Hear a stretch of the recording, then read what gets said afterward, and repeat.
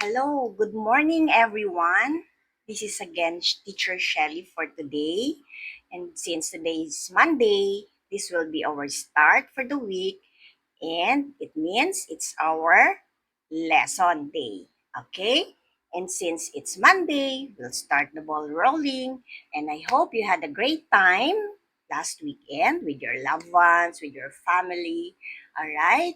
So, in a while, we'll start with our lesson for our review about future perfect tense recap with a twist, okay? With maritime terminologies. All right? So in a while, we'll start. So I hope everyone is ready. All right. So here, okay. Good morning and welcome to our lesson for today. Okay. Yes, as I said earlier, it's all about a recap for our verb tenses with a twist introducing maritime terminologies. Okay.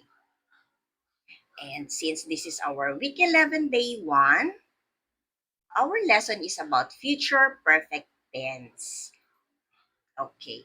When we say future perfect tense, this is an action, okay, that will be completed before a specific time, okay, in the future.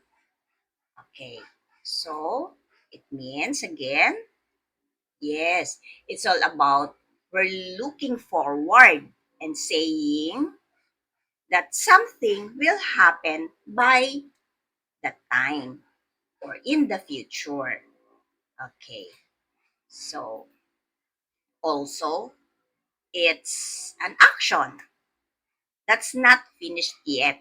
Okay, but there's again something happening in the future, like tomorrow, by next week, by next month, like like that. Okay. And yes, it will be done by then, by that time. So that's what future perfect tense means. Future means tomorrow. Okay, it's not happening yet. All right. You're looking forward to what will happen next. Okay? So, yes, these are all examples of a future words like by then and by that time and up to that point. These are examples. Like by the time I will be in another country. All right. That's uh my future let's say dream. All right. So it's not happening yet. Okay.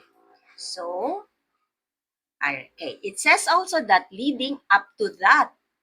Okay. Prior to that and ahead of that time. Okay. These are the words that that describes future. Okay. Perfect tense. And these are there are a lot of this, okay?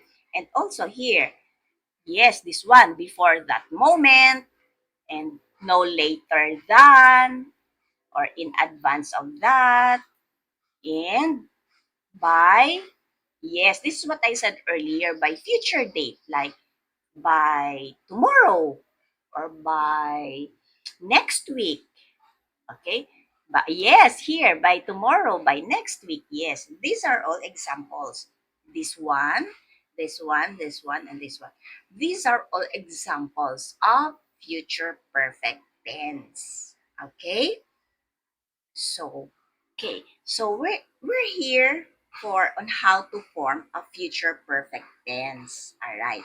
So as I said earlier, this is how we are going to form it, okay? So we will have to add will plus have plus the D or ED. Okay, this is the example. Okay, so by tomorrow, the crew blank have unloaded the cargo. All right. So for this, it's not happening yet because it says that by tomorrow. Okay. So we will just add here the word will. Remember, how are we going to make the how are we going to form the future perfect tense? We will use the word will, and then we will add the word have, and then for the base form of the verb, which is the action word, we will just add ed. For this represents as the past participle. Okay? Alright, for the next example, okay, here, by the time we reach the port, the captain have completed the logbook. Okay? As I said, we will use, I'm sorry, as I said, we will use will. Alright. Plus the word have.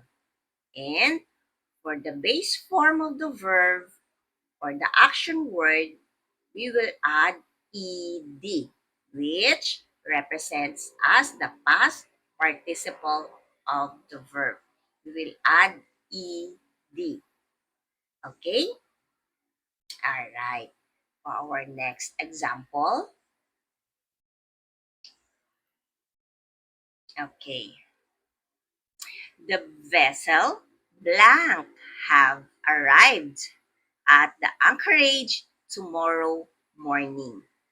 Okay. Tomorrow is a future. Okay, not happening yet because tomorrow, because of this. So we will add what? Yes, of course, we will add will. All right, plus the word have and the action word or the verb, we will add D. Okay, so the vessel will have arrived at the anchorage tomorrow morning. Future, because of this word tomorrow. Okay?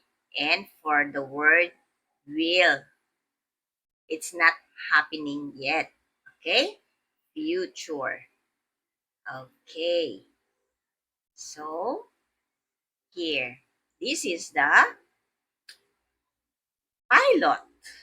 The pilot blank have boarded. Let's just assume that the pilot is already here on board. Okay? So, the pilot blank have boarded the vessel at the sea buoy. Okay? We will add the word will. Okay, and the word have and the action word, since it's past participle, it's boarded. And then we add ed. Okay? So the pilot will have boarded the vessel at the sea buoy. Okay? Next. Okay. So here it describes future perfect tense, meaning the word have. Okay, this is really a requirement to form future perfect tense. Without this word, we cannot say that it's going to be a future perfect tense. Okay? Regardless of the subject. When we say subject, it's whether singular or plural. pronoun or noun, we will use this one. Okay? It will not change. Okay?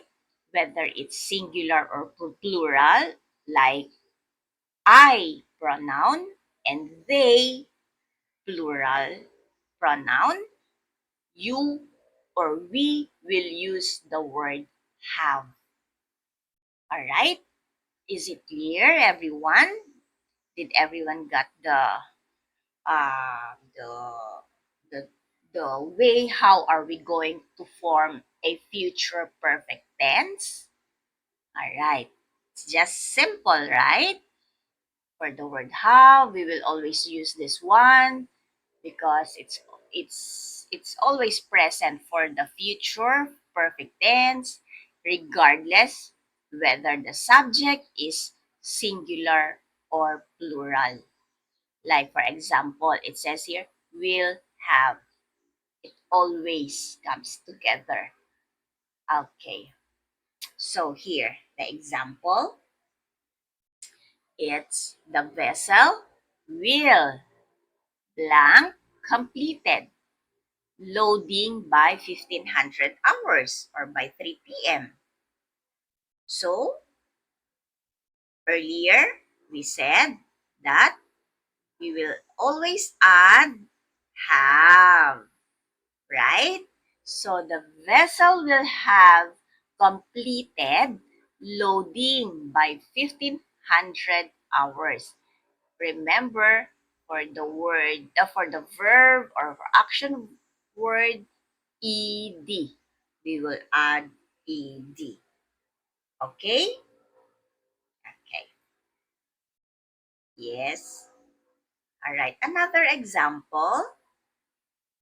The crew will blank secured the mooring lines before the pilot arrives. Okay. When we say mooring, okay, I'm sure some of you knew what is a mooring. Okay. Let me just explain or describe it. For mooring, this is the process, okay, of securing a vessel to the port, okay? So, that is the process. So, these are the mooring lines, this one and this one. This is very important, okay, while doing the docking maneuver, okay? Or when we are about to dock or the vessel is about to dock. This is very important. So it says here that the crew will secure the mooring lines before the pilot arrives. So, what is the correct answer here? Yes. Remember, will plus have plus the base form or the past participle, which is this one, the action word plus ed. Okay? Alright, so the crew will have secured the mooring lines before the pilot arrives. Alright, so next example. Yes. Let me just clarify about past participle. But I already mentioned this earlier that past participle, this is the form of the verb that shows completion. Yes, it shows that the action is done already. It's finished already. It shows completion. Okay? So, when you say past participle, a very simple description or meaning for this, it's the action is done or it's finished already. Okay? So, that's why we add D or ed for the verb or action word. And that's what past participle means. All right? Okay. Yes, this. are examples. We used, or I know everyone is familiar for these words because you encounter this one on board when you say duck. From here to past participle of the verb, it becomes ducked. We add ed, right? Okay. From the word, or from the verb load, becomes loaded. We add ed again. Of course, from the word navigate, we add again ed to make it navigated. Yes, this is very familiar for everyone. And secure, this one we add d. Okay, because the end letter for secure is letter E, so we will just add D.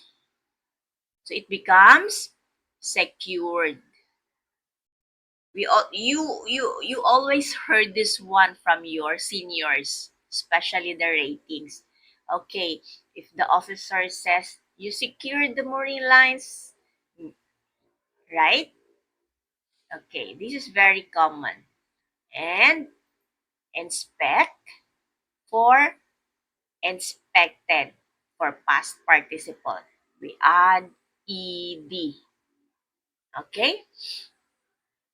So,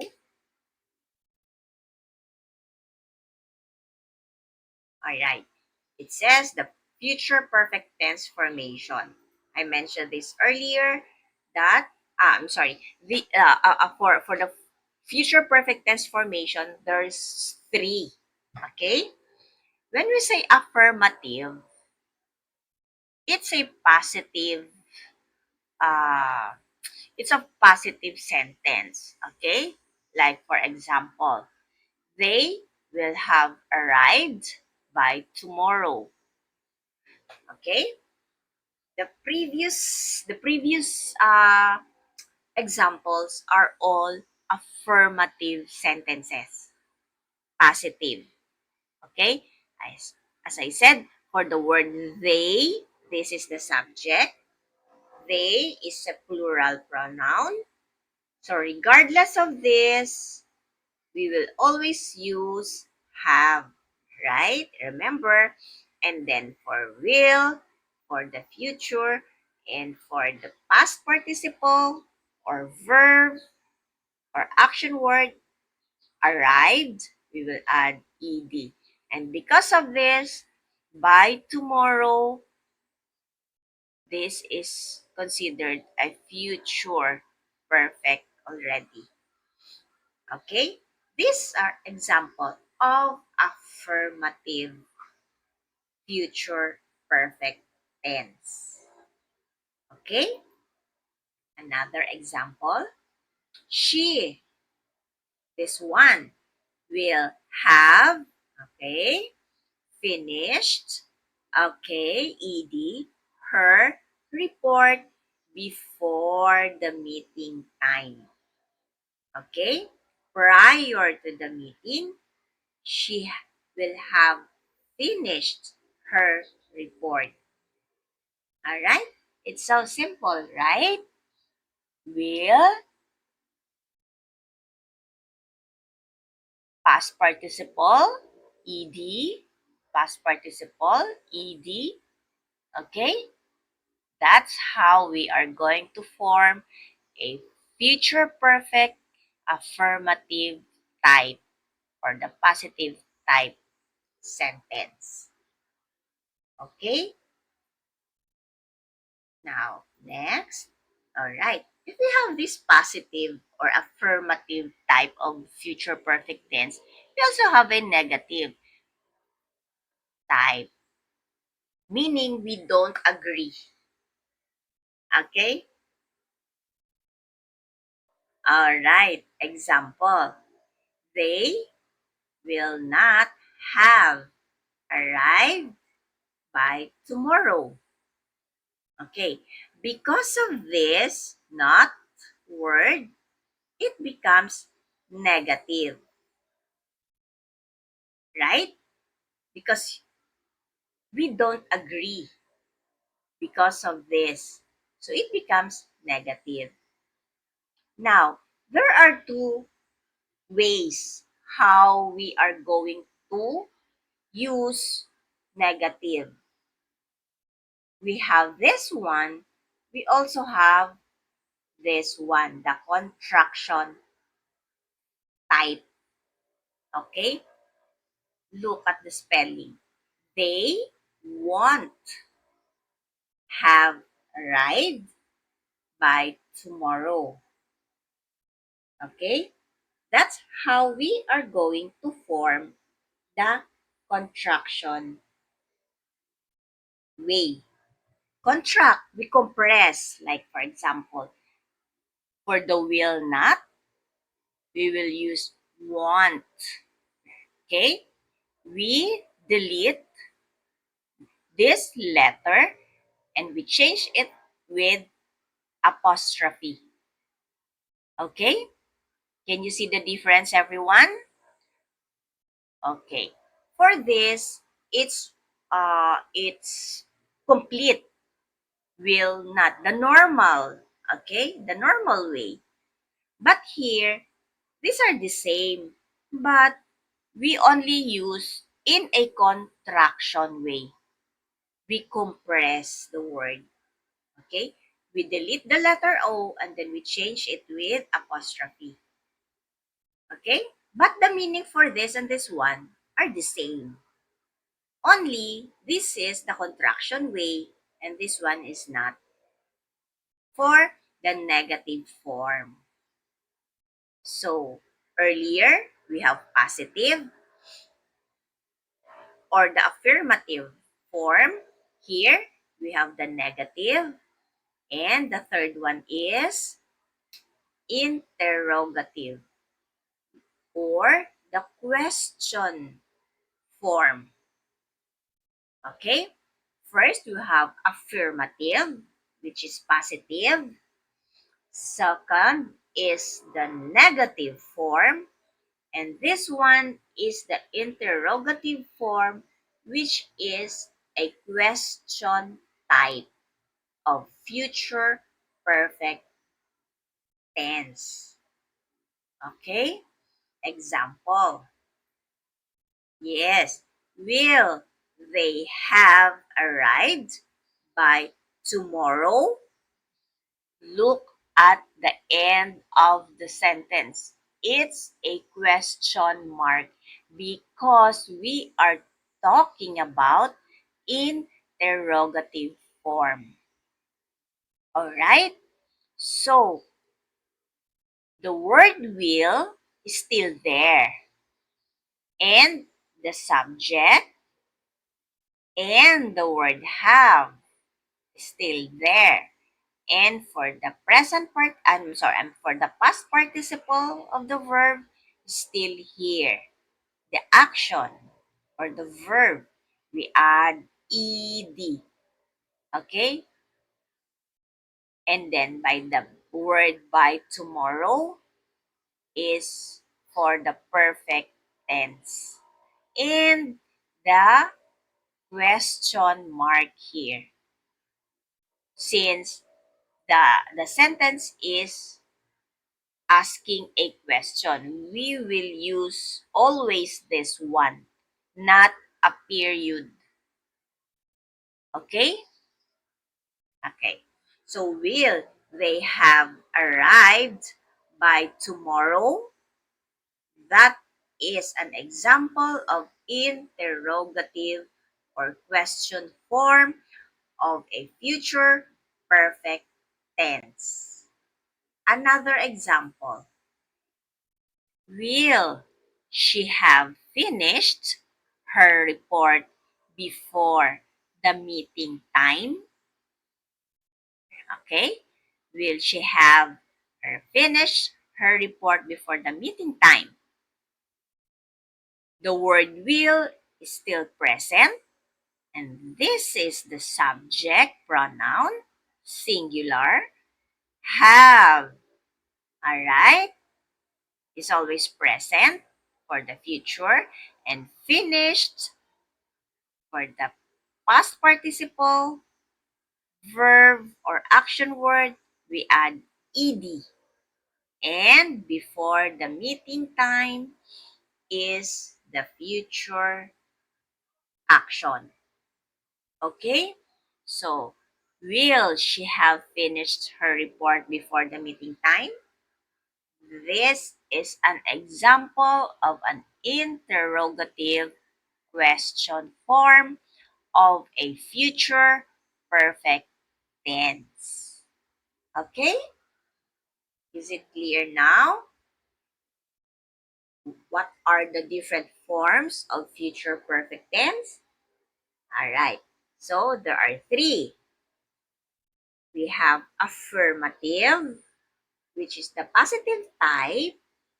All right. Second, we have the negative form. For this negative, we have contraction also.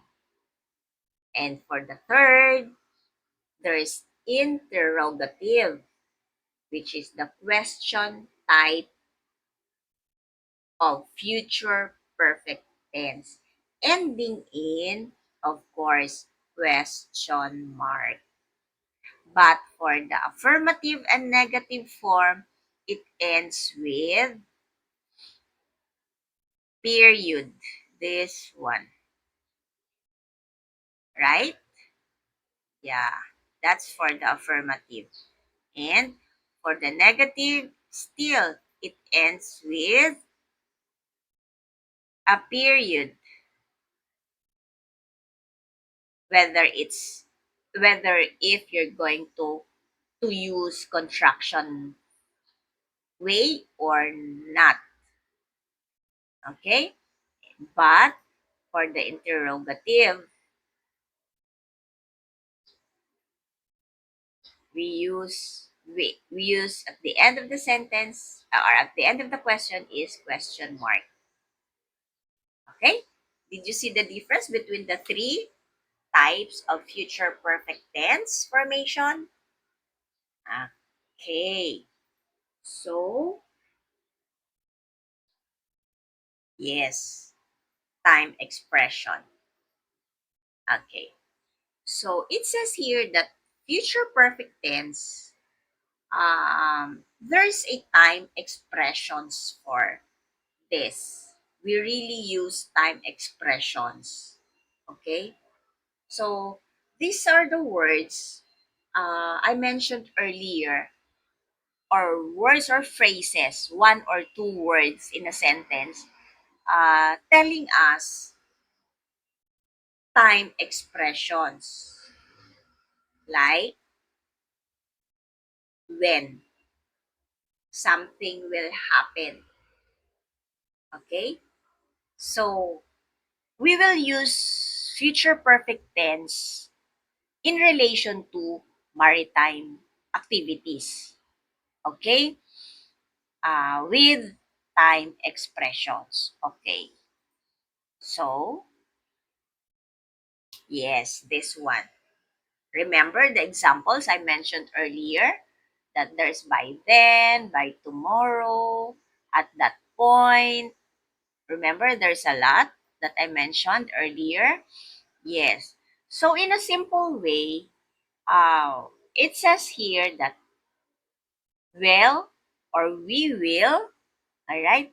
This is the contraction way. Will or we will. This is the short way of we will. All right. We will know the weather by then. Okay? In maritime, we use these words. The charts will be updated by then. Right? Seafarers, do you hear this sentence from your seniors? The charts will be updated by then, or by your juniors, right? So, in a simple way, this is how we use by then. Okay, we will know the weather by then. But in maritime, we use these words. The charts will be updated by then. Okay? Not happening yet. Future. Okay? They will still do the updating of the charts by then. Okay. We also have here an example of time expressions. The word by the time. And then you will add the event, the name of the event or what will happen. Okay, example. By the time we eat, the food will be ready. For us, we commonly use this one, right? By the time we eat, the food will be ready. Okay? But in maritime, they have other words. Okay. Like, by the time we dock, the mooring lines will be ready. Okay? Only we apply in maritime this word. Instead of using we eat, we use we dock. Okay? And we apply mooring lines. Okay? Because this is not commonly used for us, for others who are not seafarers. These are only used for seafarers, right? Mooring lines. Okay, since this is the process of securing the vessel to the port, okay, the mooring lines. So, by the time we eat, the food will be ready. And for the maritime, by the time we dock, the mooring lines will be ready. Okay? These are almost the same meaning. Okay? Only we use the word we eat, here we duck. Okay? So also we have, oh wow, we will have a quiz now. Okay, this is just an activity. Okay, it says here we have to complete the sentence. Okay, so it says that by the time we enter port, the navigation officer blank the new course. All right. So, what is the correct answer here? Janran, it's will have plotted. Okay? Why? Because of the formation of how we create the future perfect tense. We use will, we use have, and the past participle for plot is plotted. Okay? So we add ed. So it's going to be by the time we enter port, the navigation officer will have plotted the new course. Okay? Okay. Next. All right. We have to change the following sentence to future perfect tense. So it says here that the crew, blank, excuse me, the mooring lines before the pilot arrives. Okay. So what is the correct, I'm sorry, what is the correct answer for that sentence? To create a future perfect tense, it's going to be will have. Okay. The crew will have the mooring lines before the before the pilot arrives. Okay? The crew will have the marine lines ready. I'm sorry, there's a typographical error here. Lines before the pilot arrives. Okay?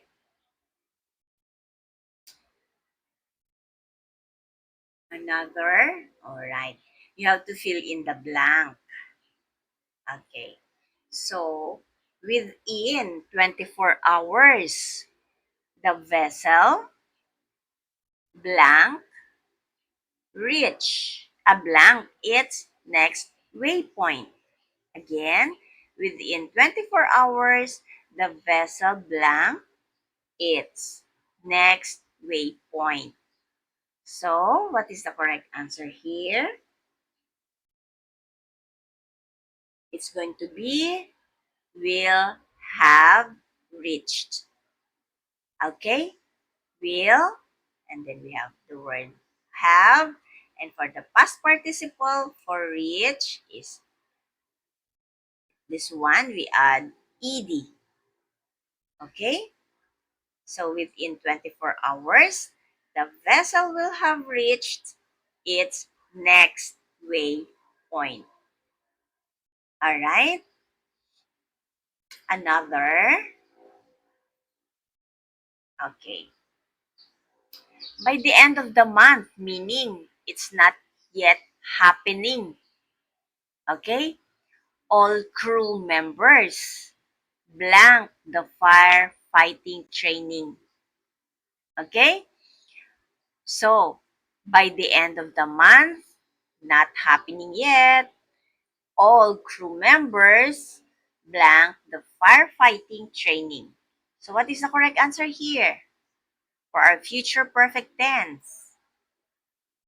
Yes, we'll have completed, right?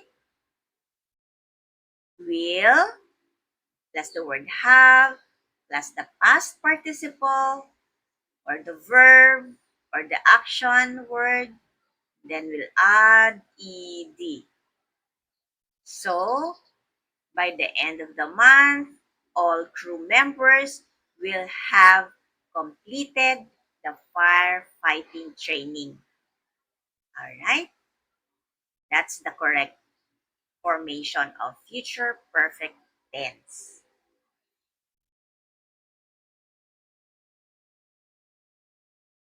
Okay.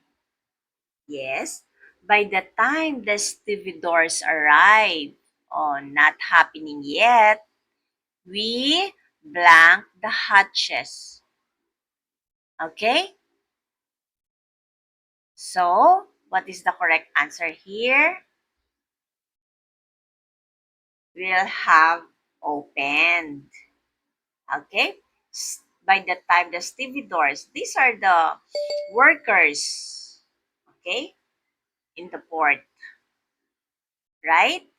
So before the time, by the time the stevedores arrive, not happening yet, we will have opened the hatches. Okay?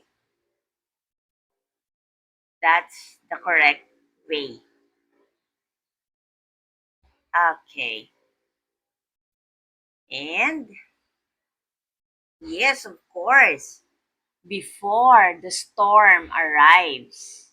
Remember, for the word before, not happening yet, we blank the deck cargo.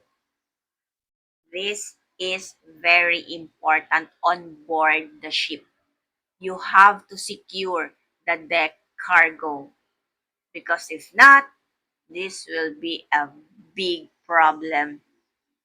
Okay?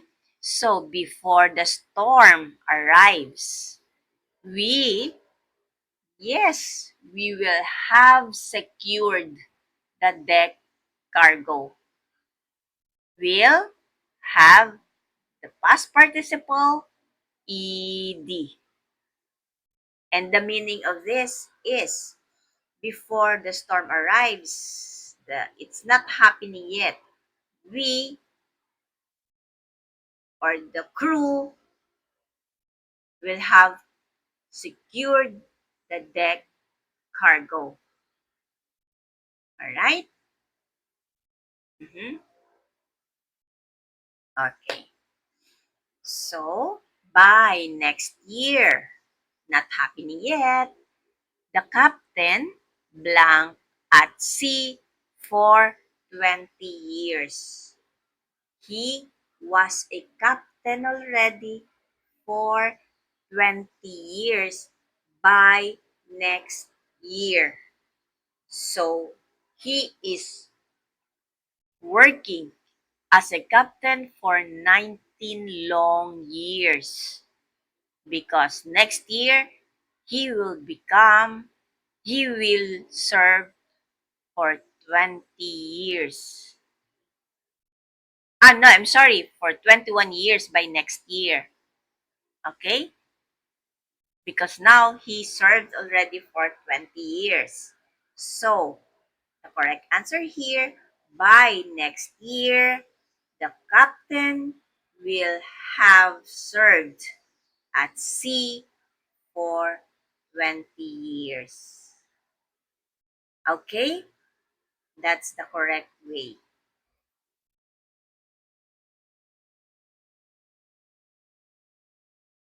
All right.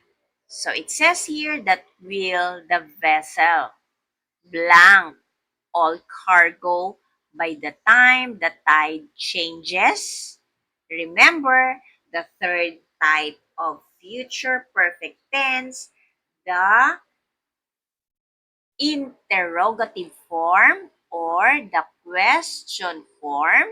You will use this punctuation mark, the question mark, right? Since this is an interrogative form or question type. So, what is the correct answer here?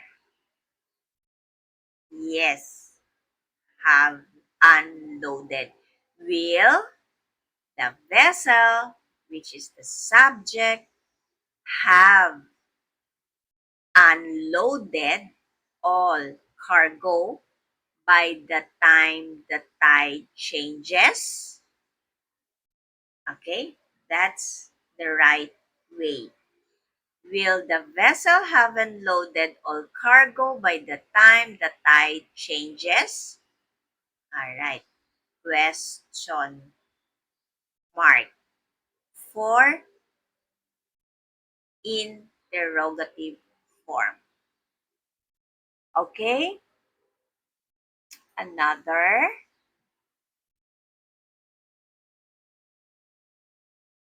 Okay, the chief engineer blank the engine checks before departure. This is very important on board the ship. The chief engineer should check the engine before departing. Okay? So, what is the correct answer here? Will have finished. Okay? It says here that the chief engineer will have finished the engine checks before departure. Okay? Calling all chief engineers out there. Okay. Okay. Okay. So, by the time the vessel undergoes dry dock, it blank in service for 15 years. Oh, wow, that's a very long service, huh? So, will have been. For the verb be, the past participle for this is been. Okay? So, by the time the vessel undergoes dry dock, it will have been in service for 15 years. I'm not so familiar how many years do you have to go to dry dock after the service. But for this, it took the vessel 15 years. It's very long, right? So, by the time the vessel undergoes dry dock, it will have been in service for 15 years. It was not checked for 15 years. Okay, so that's the correct answer. Will have been in service for 15 years. Could you just imagine it's very old? The vessel is very old because it's been in the service for 15 years before it undergoes it goes to the dry dock. Okay. All right. We have here comparative and mistakes. Uh, Commonly, there are comparisons between future perfect tense with simple tense. Okay, that's the normal, common mistakes. I mean, okay, let's compare. Okay, here.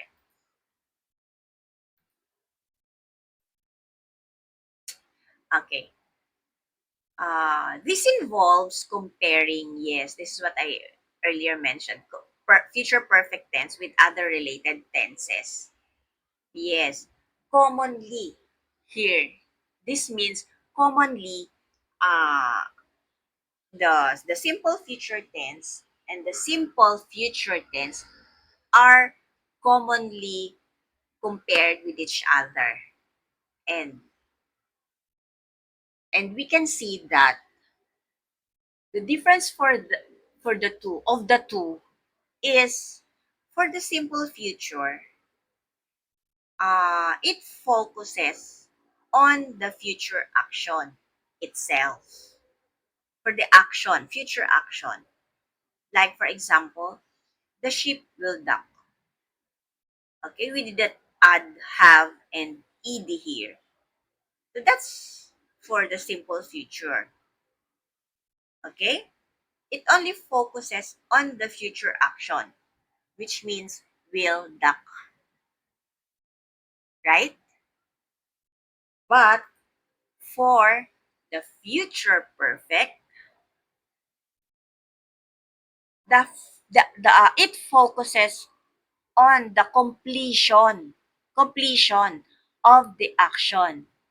Okay, it focuses on how the action is completed, but with a specific future time. Okay, like for example this one, the ship will have docked.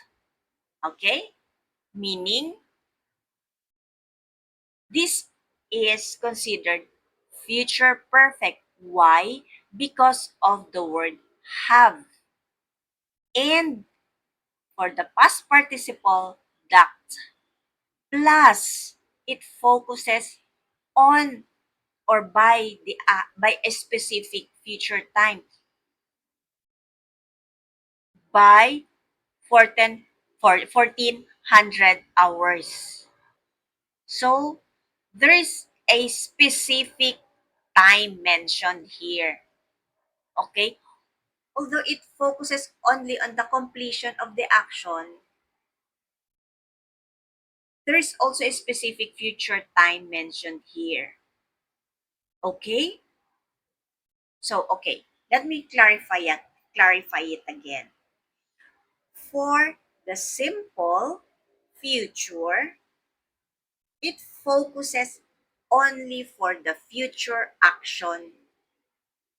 Okay? For the future action. Like here, will duck.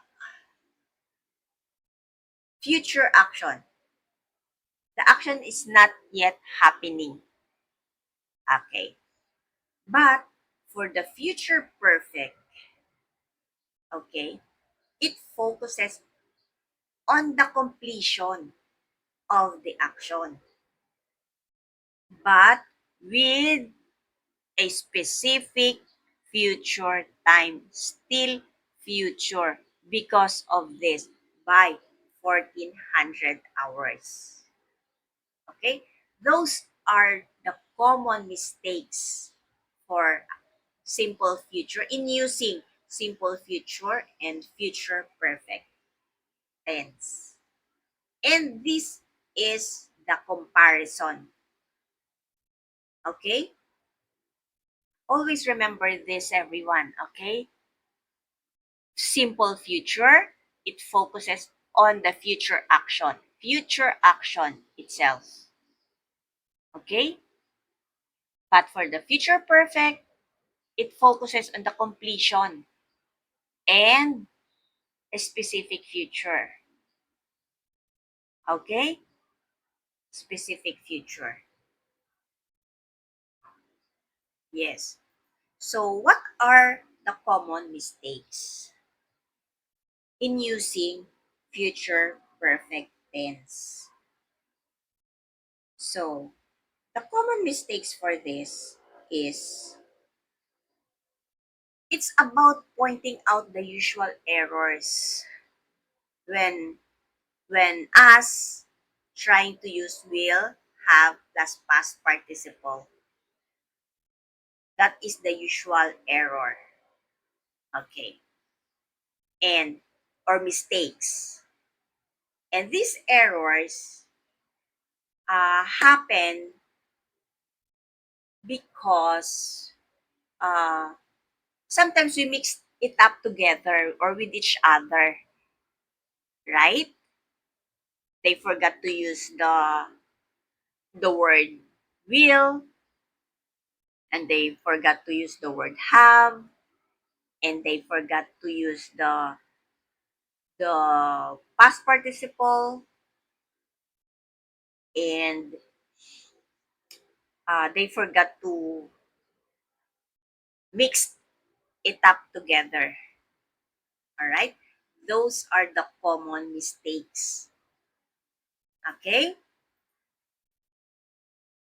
All right. Yes. Okay. So, it says here that what's important is that you have to make sure that the sentences are correct to refrain us or to avoid confusion or misunderstandings, especially in important situations. Okay? That's what matters most.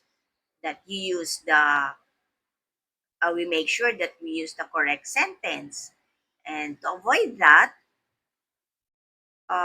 we have to avoid that, we have to form it in a proper way. All we have to do is to remember uh, if we are going to make a simple future tense, we focuses on the action itself.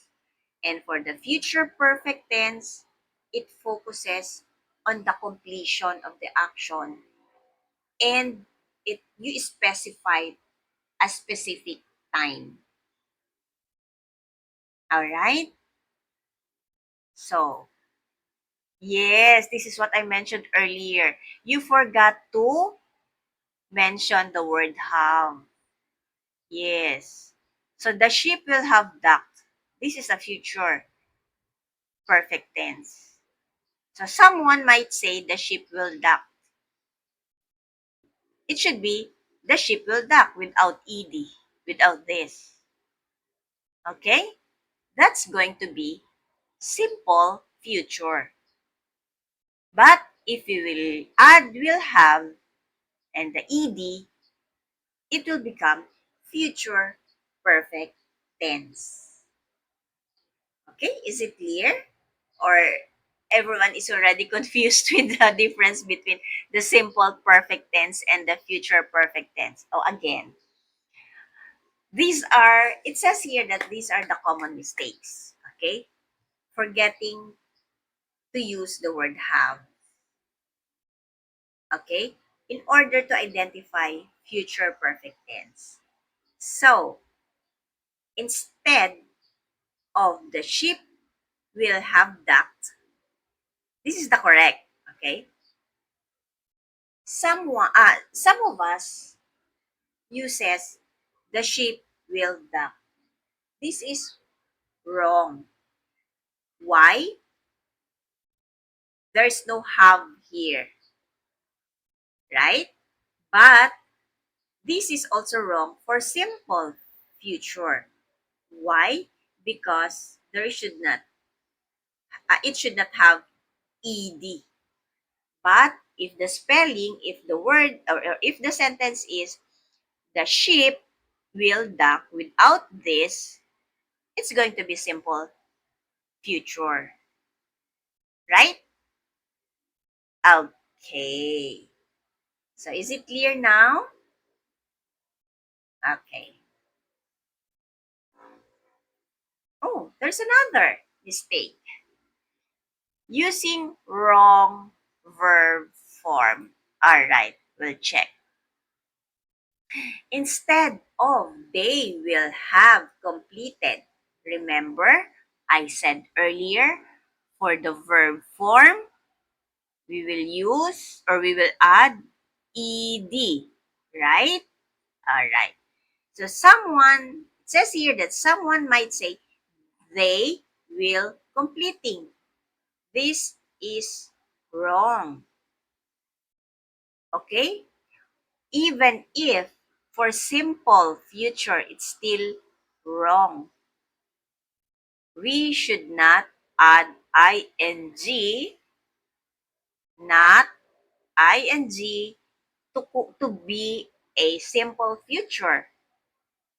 It should be they will complete only, not ing for simple future. Okay? But here, this is the correct form. They will have completed the reports, I guess. Okay? This is very common. Okay? Mistake. Alright. So next, another. Yes. Okay. Mixing it up in simple future. Remember, simple future focuses on the action itself. Alright? We will not use the word have. Okay? And the verb is in present form. No D, no ED use. Alright. Saying I will finish. Okay? So, meaning I will have finished by a certain time. Instead of saying I will finish, when they mean I will have finished by a certain time. Okay? So, did everyone got the idea on how you are going to use simple future and future perfect tense? Okay, let's have a Q&A. All right, to discuss it some more, question and answer. Okay, for the future perfect tense, what is our main purpose for this? Okay, so what are your ideas, everyone? Why or what is our main purpose for this? All right, it says here we have to express an action that will be completed before a specific point in the future. We have to express an action that will be completed. Okay? That will be finished before a specific future time. Okay? Like by then, as I mentioned earlier in the beginning, by then, by that time, by tomorrow, by next month. Those are examples of specific point or time in the future. That is the main purpose of future perfect tense. Okay? To express an action. Okay? That will be completed before a specific point or specific time in the future. Okay? So, yes. So, what is the basic structure to form a future perfect tense? It's so easy. Okay. So, what is that basic structure? Or how are we going to form the this future perfect tense? Okay. Can you give me everyone an idea on how or how are we going to make or form or the basic structure of the future perfect tense? Yes. Only this one. All you have to do is to remember this one. Will, and then have, and then past participle. Remember the D plus ed for the base form of the verb or the action word, regardless whether the subject is singular or plural. You will use the word have, okay, for future because in simple perfect, we also use the word will, but there is no have and not past participle. It's present for simple future tense. But for the future perfect tense, it's going to be will plus the word have plus the past participle of the verb or action word. We add D or ed. Okay? Yes. Does have change form in the future perfect tense? No. It always remains have, yes, regardless of the subject. Yes, it's true, right? I mentioned it also earlier that regardless, all right, whether the subject is singular or plural, there is always the have word is always present to make it a future perfect tense. So the question here, does have change form in the future perfect tense? The answer is no, because whether it's singular or plural, it won't change. You will not change. It's still, we have to use have or we will add have. Okay? Okay. So, what are some common time expressions used with the future perfect tense? What are those? Remember, time expressions. Okay? Common time expressions. Okay. What are those? Yes, these are the by then, by the time, before, within. Not only this one, there's still more of this. Okay? Time expressions that you can use for future perfect tense. Okay? These are just some. One, two, three, four, and five. There's still a lot. In the beginning, I mentioned, I think it's 9 or 10 examples for time expressions. Okay? For number 5, how do you form a negative sentence in the future? Remember, negative. Remember. All right. So, how do you form a negative sentence in the future perfect tense?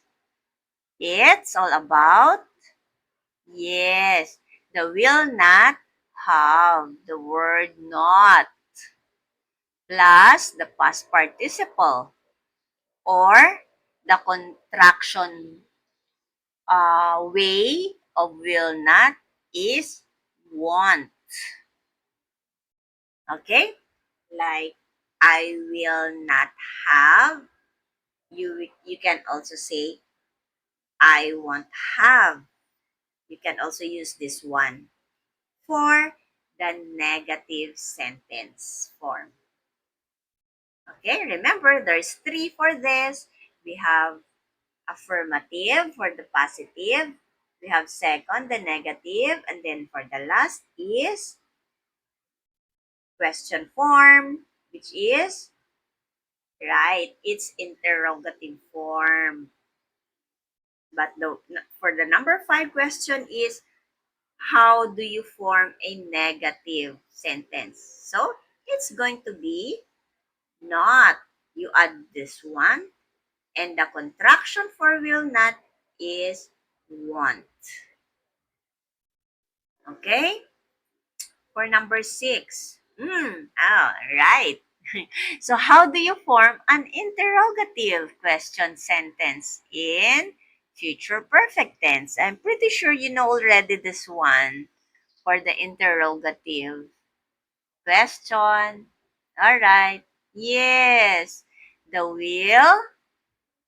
And then for the subject, whether if it is singular or plural, pronoun or noun, you will just add have plus past participle, and don't forget this one, everyone, to make it an interrogative or a question sentence.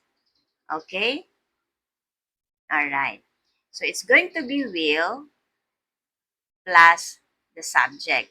But in the affirmative or contraction type, the subject is here in the first sentence and the word will. But in using interrogative or question form, the subject is placed after the word will. Okay? Or like for example, will you have carried the mooring lines? All right? Question mark. Okay? Will the crew have carried the mooring lines? Question mark. Okay? That's how are we going to form interrogative question or future perfect.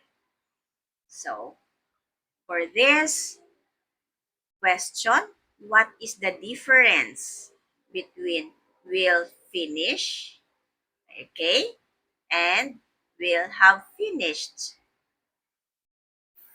for future perfect? Remember, I mentioned this earlier, the difference between the two for the simple future and for the future perfect. Okay?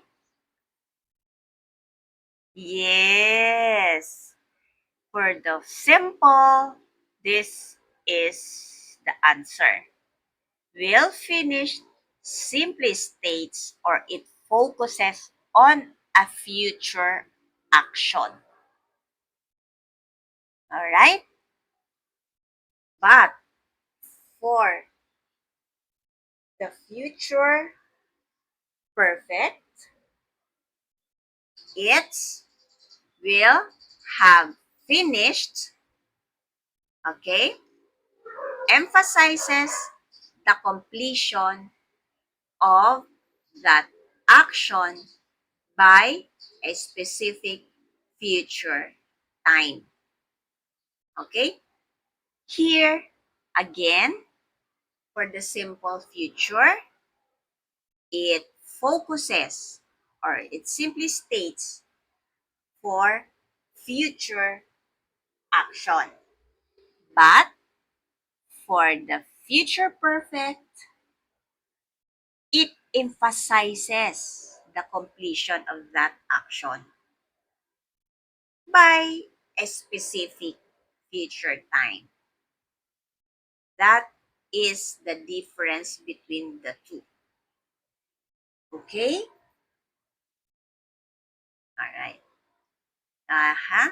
So, can you give an example of a sentence using by the time with future perfect? All right. Can you do it, everyone? Can you give an example, even just for a simple sentence with by the time or with by the time with future perfect? Okay, here. So by the time we arrive, they will have already eaten dinner. Okay? So by the time we arrived, they will have already eaten dinner. So this is the specific future time. Okay? All right. So what is the past participle of the verb go? It's gone. Yes. Okay? And for the verb be, it's been. Okay? This is just an example. There is still a lot of this. Okay? For the past participle of the for the past participle of the verb, there is still a lot of this. Okay? Like go, gone, be, been. There's still more. Okay, a lot of this. Okay? So, what is the past participle of the verb write? Okay, another. It's written. Okay? You can look for this or next on Wednesday. I will give you more of this, all right? More examples for the past participle of the verb. Okay, I will give you more for examples of that. Okay, next.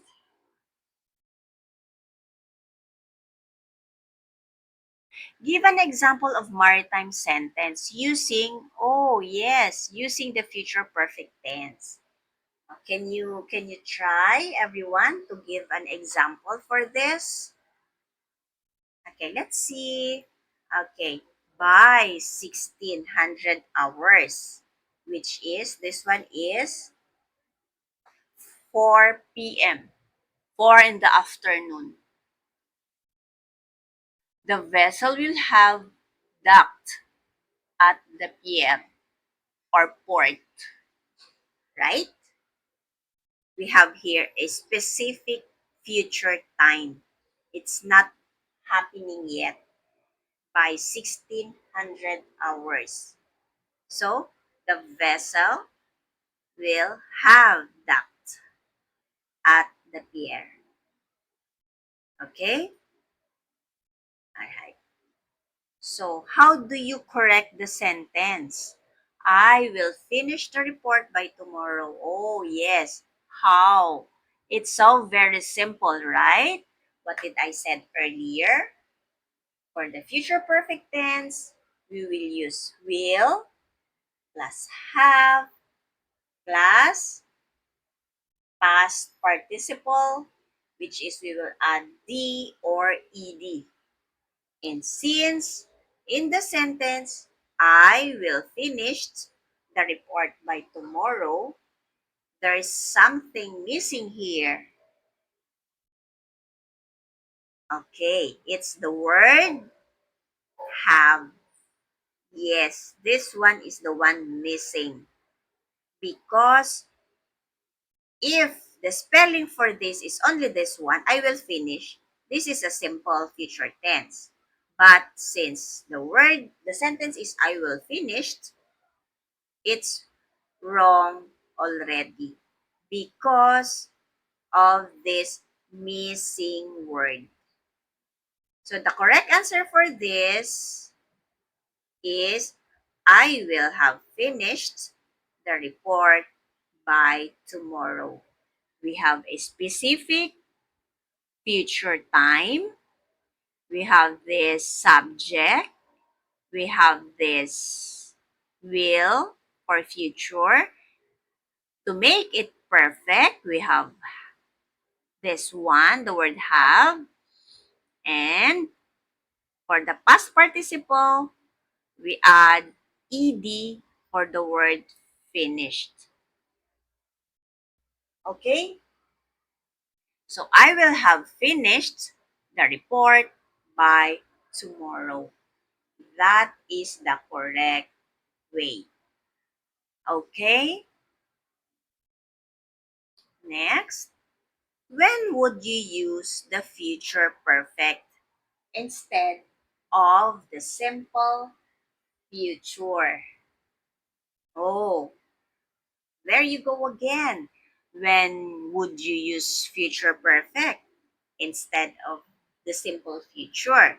Meaning, yes. So when you emphasize the completion of the action before a specific future time, that is the future perfect tense. Because in simple future, it focuses only on the action itself. Right? Okay. Next. So, can you use the future perfect to talk about something that is already happening? Can you answer this, everyone? Can you use the future perfect to talk about something that is already happening? Can we? Can we use it to talk about something that is already happening? Of course, no. Because it describes an action, okay, that will be completed in the future. It's not happening. It's not, or it's not happening. It's already happening. Okay? But it's different. It's different from completed in the future. Completed in the future is not yet happening. But the question here, can you use the future perfect to talk about something that is already happening? Of course not. Okay?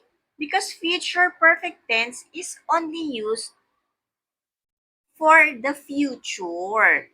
It's not happening yet. Okay? So don't be confused, everyone. Okay? Can you use the future perfect to talk about something that is already happening? Of course not. It's no. Okay? Okay. That's why it's called future because it's not yet happening. Okay. Yes. So what is the contraction of will not have? So remember, the contraction for this, the the contraction for this is, or to shorten the word will not, is won't have this one. Okay? This is how you are going to write the contraction of will not, or how are you going to shorten, meaning contraction to shorten. The will not have, it's going to be won't have. Alright? So next, by what time will the ship have been loaded? Okay, question. By what time will the ship have been loaded? Okay. The ship will have been loaded by 1600 hours. Okay? That is how you are going to answer for this question.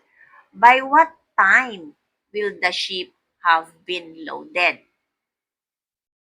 So by what time will the ship will be loaded? The answer for this is the ship will have been loaded by, you can say it here, 1600 hours or 1200 hours or 1800 hours. You have to mention the specific time if you encounter this type of question. By what time will the ship have been loaded? All right, you have to answer for the ship will have been loaded by 1800 hours. Okay, that's the correct way. All right, now next. So, what is the main difference between will be doing and will have done? Okay, so what is the big or main difference for that? Okay, now for will be doing, that is the future continuous. All right, this is will be doing. Yes, it's the future continuous, meaning the action will be in progress. It's still ongoing. The action is still ongoing. All right? At the time in the future. Okay? Do not be confused. Okay? And for the will have done, this is the future perfect tense, meaning that the action will still be completed by a time in the future. Ah, okay. Is it clear? Is it clear? Okay, again. For the main difference between will be doing and will have done is that will be doing, the action for this is in progress or is ongoing, not yet finished. Okay? At the time in the future. Remember, at a time in the future. This is called future continuous. Okay? But for the future perfect tense, you will use this one. Will have done. Okay? Meaning, the action will be completed, will still be completed by a time in the future. Although both are for the future, but this one is ongoing, but this one is not yet done, not yet finished. And done is the past participle for do, like the word go for gone, okay? For the write, which is written, do for done. Those are just examples of past participle with different meaning. I'm sorry, different, you call this? Different spelling. All right? Meaning irregular verbs. And those are just examples. There's still a lot of these irregular verbs. Okay?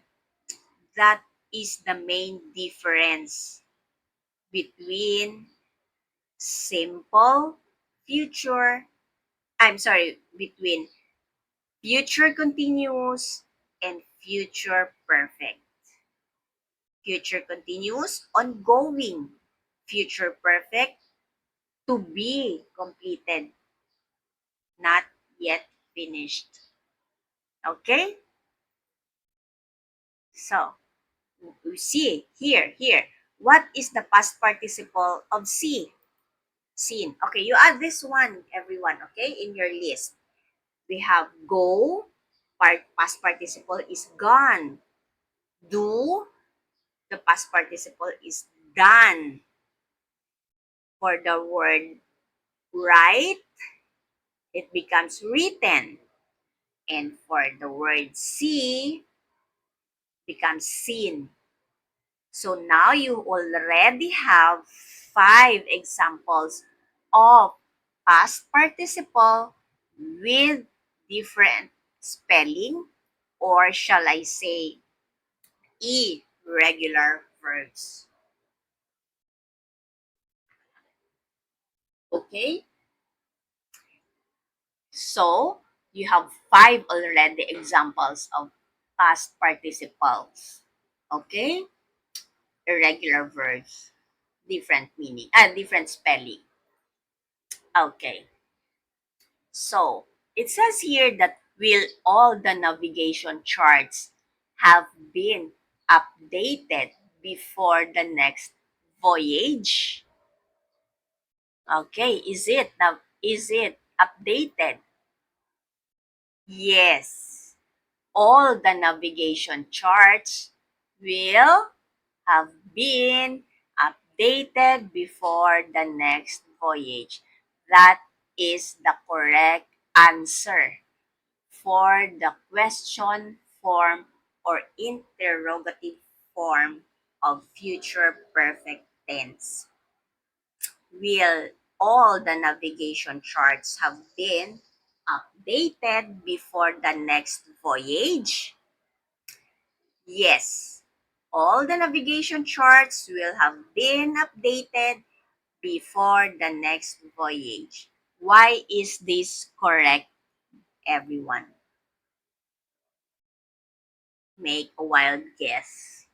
Because of the word will, because of the word have, and the past participle of be is been. So you have already 6. Okay? And for the past participle is updated, we add ed. And we also have here a specific future time before the next voyage.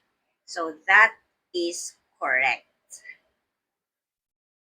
Okay, so next question.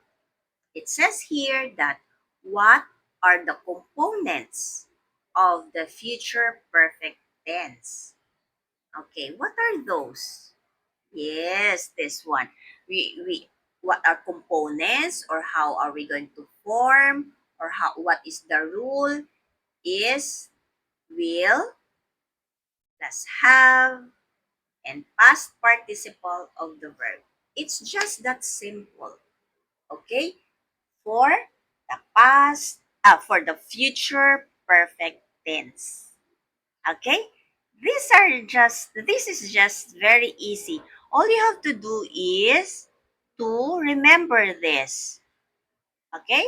The subject, whether it's singular or plural. And then for the will, you just add this one. To make it future, you add have, and you have to add ed or d for the past participle. And then that's it.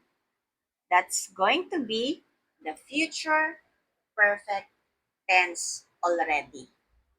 Okay? So, let's move on. Oh, wow! We're done. Okay. So, I hope everyone had a great time and you've learned something from me for today.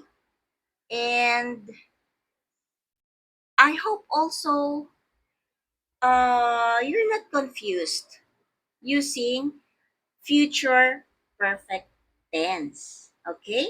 All you have to do is to remember how are we going to form it. Okay? How are we going to make a future perfect tense sentence? So, in future perfect tense, we have uh, an we have affirmative type, the positive type ends in period. We have the negative type, it ends also in period, and we add the word not. And the contraction form of that is you have to delete the O and then you add apostrophe. And for the last is we have an interrogative form or the question form that ends in question mark punctuation. And you just start it with the word will and then the subject and then the word have and then the past participle. If it is regular verb, you add d or ed. For irregular verbs, it changes the spelling. Like the go, it becomes gone. For do, it becomes done. For see, it becomes seen. For write, becomes written. And be, it becomes been. So those are just examples of past participle that change changes the spelling and it's called irregular verb. Okay? So for now, that's going to be our lesson. All right? So our day now is over and I'll see you all on Wednesday for our week 11 day 2. And we'll continue for our last topic about the different types of verbs, tenses. And the last is for the future perfect continuous. This will gonna be a short already topic, but I will give you more examples with regards to the future perfect tense. More examples for that because for today we already have 6. So by Wednesday I will give you more examples for that.